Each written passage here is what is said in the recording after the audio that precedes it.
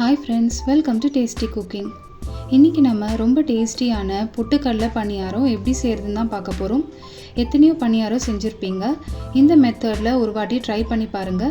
கண்டிப்பா எல்லாருக்கும் ரொம்ப பிடிக்கும். இது செய்யறதுக்கு மிக்ஸி ஜார்ல 1/2 கப் பொட்டுக்கடலை சேர்த்துக்கோங்க. 1/4 கப் வேர்க்கடலையை வறுத்துட்டு தோல் எடுத்து சேர்த்துக்கலாம். 2 ஏலக்காய் சேர்த்துக்கலாம். நல்ல ஃபைன் பவுடரை அரைச்சிக்கோங்க. தனியாக எடுத்து வச்சிடலாம். இப்போ பேன் அடுப்பில் வச்சுருங்க. 1 கப்பு வெல்லம் சேர்த்துக்கலாம். 1/4 கப்பு தண்ணி சேர்த்துக்கோங்க. நல்லா கலந்து விட்டுறலாம். வெல்லம் நல்லா கரைஞ்சி வரணும். அரைச்சி வச்சிருக்கிற பவுடரை சேர்த்துக்கோங்க.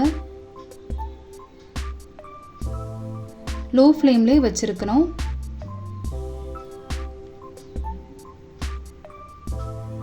நல்லா கலந்து விட்டாச்சு. இந்த ஸ்டேஜில் 1/4 கப்பு துருவின தேங்காய் சேர்த்துக்கோங்க.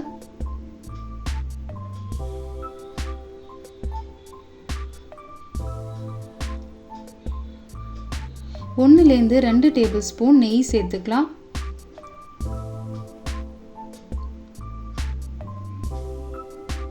நல்லா மிக்ஸ் பண்ணிக்கோங்க.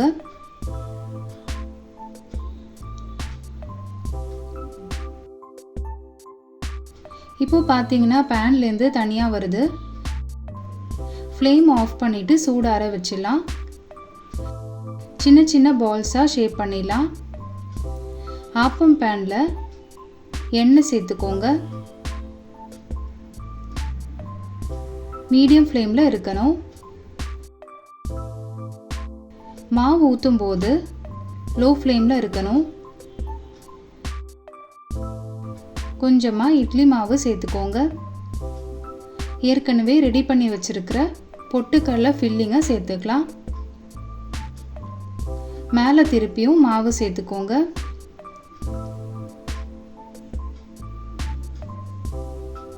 இதே மெத்தடில் ரெடி பண்ணிக்கலாம்.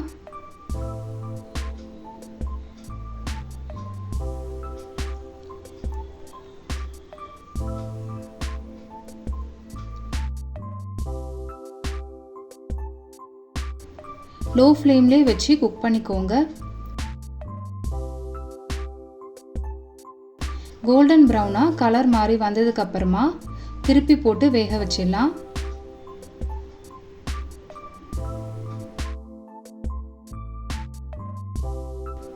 ஒரு செட்டு பணியாரம் ரெடி பண்ணியாச்சு. இது ஒரு பிளேட்டுக்கு மாற்றிடலாம்.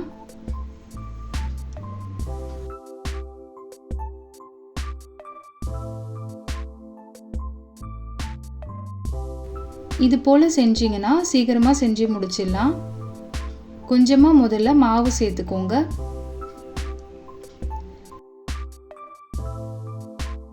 இது மேலே இந்த பொட்டுக்கடலை ஃபில்லிங்கை வச்சிடலாம்.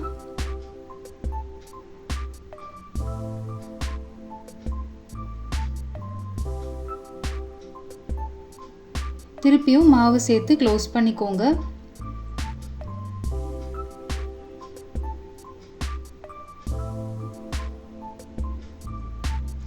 ஒரு பக்கம் வேகிறதுக்கு 10 நிமிஷம் ஆகும். ஒரு மூடி வச்சு க்ளோஸ் பண்ணி 10 நிமிஷம் அப்படியே விட்டுருங்க. வெளிப்பக்கத்தில் ப்ரௌனாக கலர் மாறி வந்ததுக்கு அப்புறமா திருப்பி போட்டு வேக வச்சிடலாம்.